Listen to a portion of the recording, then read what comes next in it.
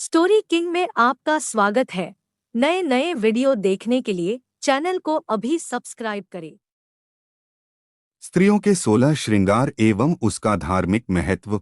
हिंदू महिलाओं के लिए 16 श्रृंगार का विशेष महत्व है। विवाह के बाद स्त्री इन सभी चीजों को अनिवार्य रूप से धारण करती है। हर एक चीज का अलग महत्व है। हर स्त्री चाहती है कि वे सज धज कर सुंदर लगे। यह उनके रूप को और भी अधिक सौंदर्यवान बना देता है। 16 श्रृंगार के बारे में विस्तृत वर्णन।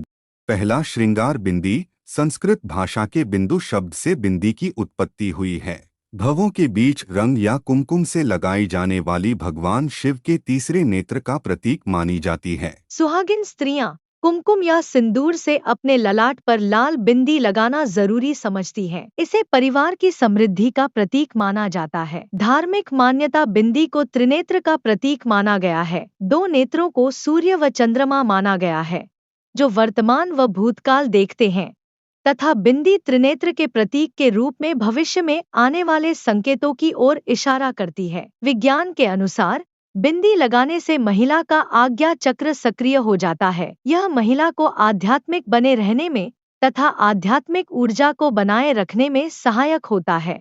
बिंदी आज्ञा चक्र को संतुलित कर दुल्हन को ऊर्जावान बनाए रखने में सहायक होती है। दूसरा श्रृंगार सिंदूर। उत्तर भारत में लगभग सभी प्रांतों में सिंदूर को स्त्रियों का सुहाग चिन्ह माना जाता है और विवाह के अवसर पर पति अपनी पत्नी के मांग में सिंदूर भरकर जीवन भर उसका साथ निभाने का वचन देता है। धार्मिक मान्यताओं के अनुसार सौभाग्यवती महिला अपने पति की लंबी उम्र के लिए मांग में सिंदूर भरती है। लाल सिंदूर महिला के सहस्रचक्र को सक्रिय रखता है। यह महिला के मस्तिष्क को एकाग्र कर उसे सही सूझबूझ देता है। वैज्ञानिक मान्यताओं के अनुसार सिंदूर महिलाओं के रक्तचाप को नियंत्रित करता है। सिंदूर महिला के शारीरिक तापमान को नियंत्रित कर उसे ठंडक देता है और शांत रखता है। तीसरा श्रृंगार काजल। काजल आंखों का श्रृंगार है। इससे आंखों की सुंदरता तो बढ़ती ही है, काजल दुल्हन और उसके परिवार को लोगों की बुरी नजर से भी बचाता है। धार्मिक मान्यताओं के अनुसार काजल लगाने से स्त्री पर किसी की बुरी नजर का कुप्रभाव नहीं पड़ता। काजल से आंखों से संबंधित कई रोगों से बचाव होता है। काजल से भरी आंखें स्त्री के हृदय के प्यार व कोमलता को दर्शाती हैं। वैज्ञानिक मान्यताओं के अनुसार काजल आंखों को ठंडक देता है। आंखों में काजल लगाने से नुकसानदायक सूर्य की किरणों व धूल मिट्टी से आंखों का बचाव होता है। चौथा श्रृंगार मेहंदी। मेहंदी के बिना सुहागन का श्रृंगार अधूरा माना जाता है। शादी के वक्त दुल्हन और शादी में शामिल होने वाली परिवार की सुहागिन स्त्रियां अपने पैरों और हाथों में मेहंदी रचाती है। ऐसा माना जाता है कि नववधू के हाथों में मेहंदी जितनी गाढ़ी रचती है, उसका पति उसे उतना ही ज्यादा प्यार करता है। धार्मिक मान्यताओं के अनुसार मेहंदी का गहरा रंग पति पत्नी के बीच के गहरे प्रेम से संबंध रखता है। मेहंदी का रंग जितना लाल और गहरा होता है, पति पत्नी के बीच प्रेम उतना ही गहरा होता है। वैज्ञानिक मान्यताओं के अनुसार मेहंदी दुल्हन को तनाव से दूर रहने में सहायता करती है। मेहंदी की ठंडक और खुशबू दुल्हन को खुश व ऊर्जावान बनाए रखती है। पांचवां श्रृंगार शादी का जरी। उत्तर भारत में आम तौर से शादी के वक्त दुल्हन को जरी के काम से सुसज्जित शादी का लाल जोड़ा, घाघरा, चोली और ओढ़नी पहनाया जाता है। पूर्वी उत्तर प्रदेश और बिहार में फेरों के वक्त दुल्हन को पीले और लाल रंग की साड़ी पहनाई जाती है। इसी तरह महाराष्ट्र में हरा रंग शुभ माना जाता है और वहां शादी के वक्त दुल्हन हरे रंग की साड़ी मराठी शैली में बांधती है।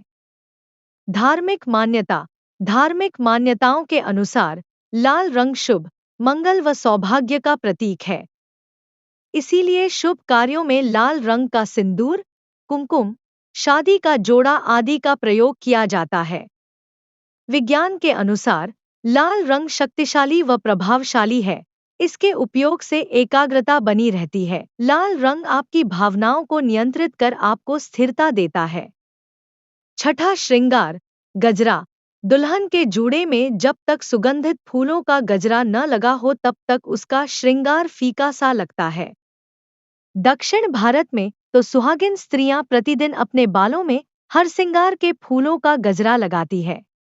धार्मिक मान्यताओं के अनुसार गजरा दुल्हन को धैर्य व ताजगी देता है।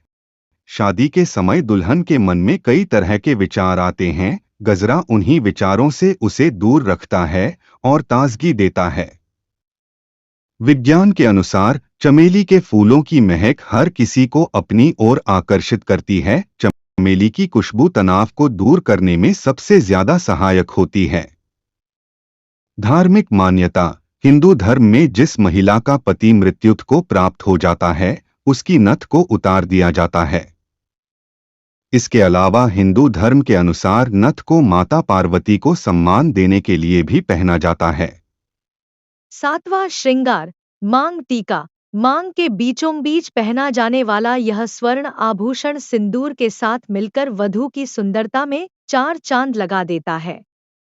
ऐसी मान्यता है कि नववधू को मांग टीका सिर के ठीक बीचों बीच इसलिए पहनाया जाता है ताकि वह शादी के बाद हमेशा अपने जीवन में सही और सीधे रास्ते पर चले और वह बिना किसी पक्षपात के सही निर्णय ले सके।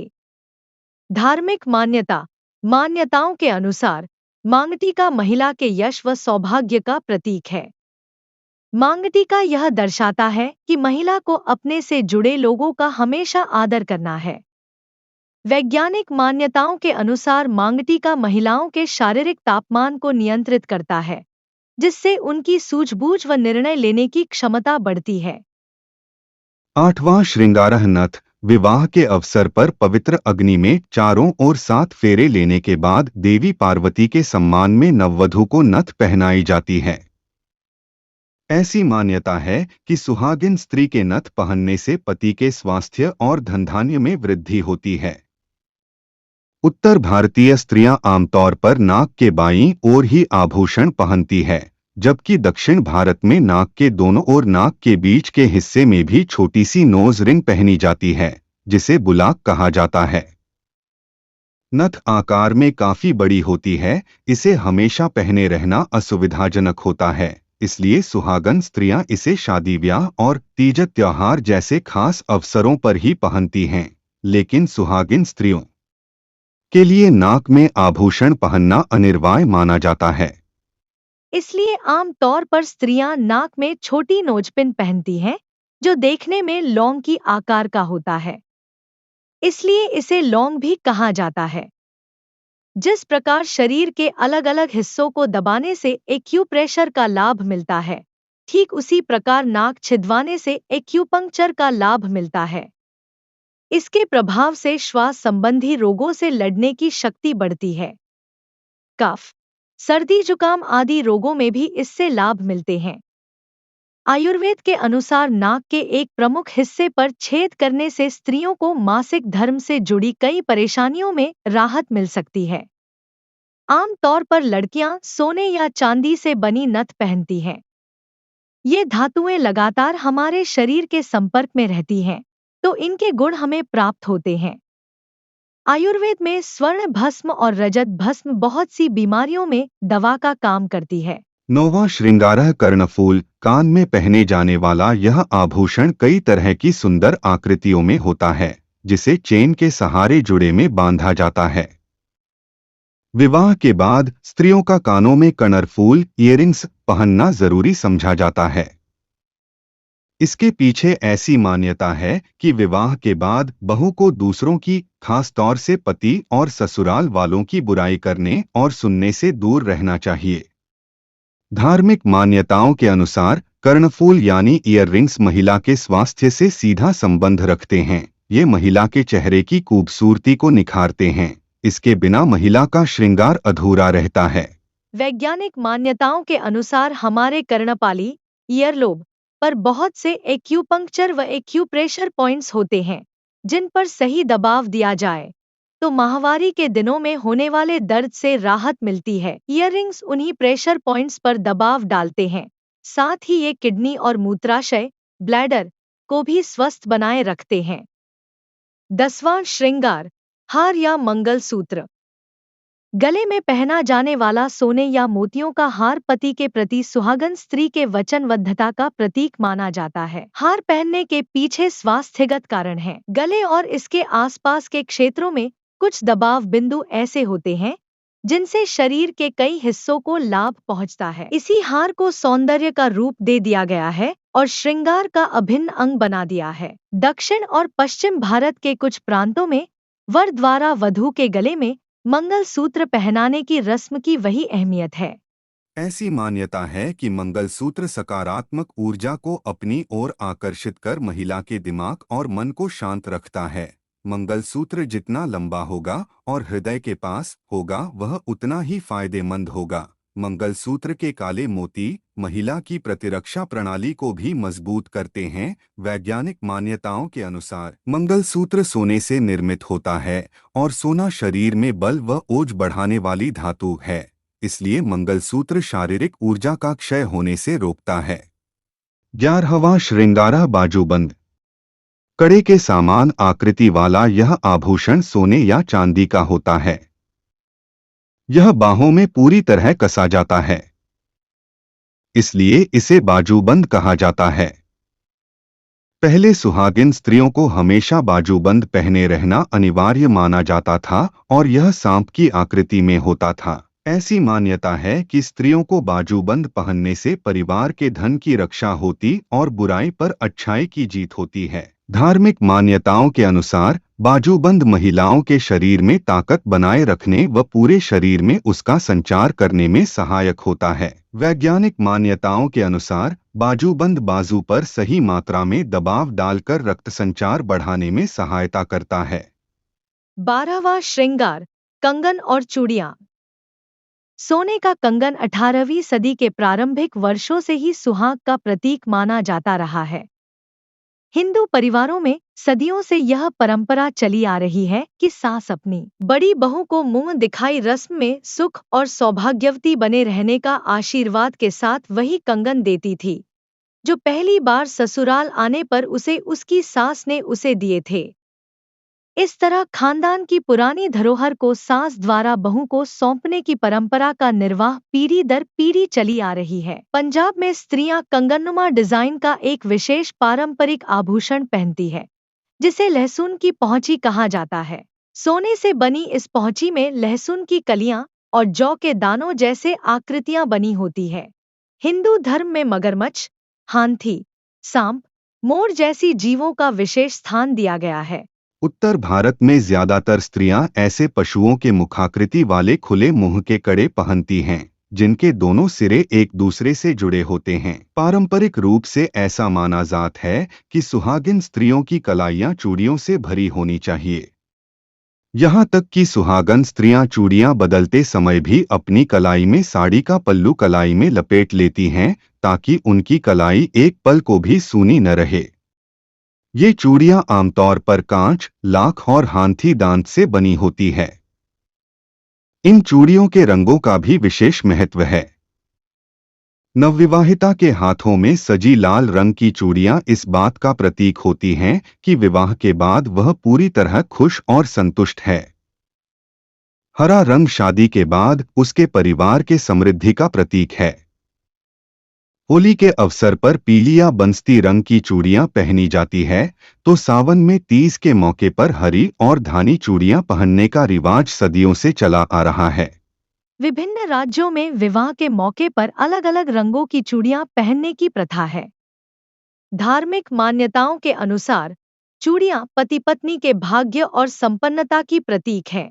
यह भी मान्यता है कि महिलाओं को पति की लंबी उम्र व अच्छे स्वास्थ्य के लिए हमेशा चूड़ी पहनने की सलाह दी जाती है।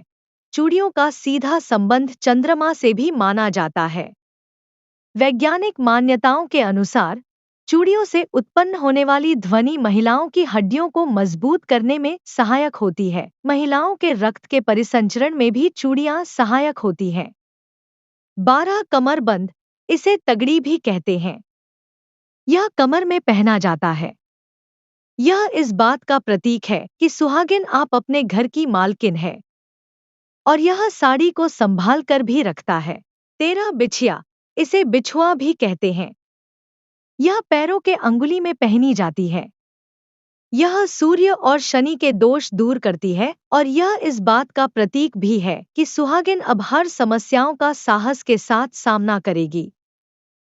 14 पायल, इसे पाजेब भी कहते हैं। पायल और बिछिया दोनों ही चांदी की ही पहनते हैं।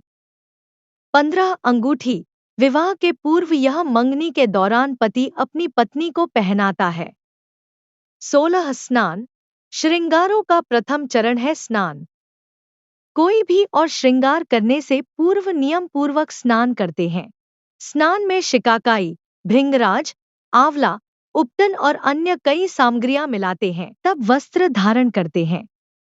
दुल्हन है तो लाल रंग का लहंगा पहनती है, जिसमें हरे और पीले रंग का उपयोग भी होता है। अगर ये हमारी वीडियो अच्छी लगी हो तो हमारे चैनल को सब्सक्राइब करें और बेल आइकन को जरूर दबाएं। वीडियो पूरा देखने के लिए आपका बहुत बहुत धन्यवाद।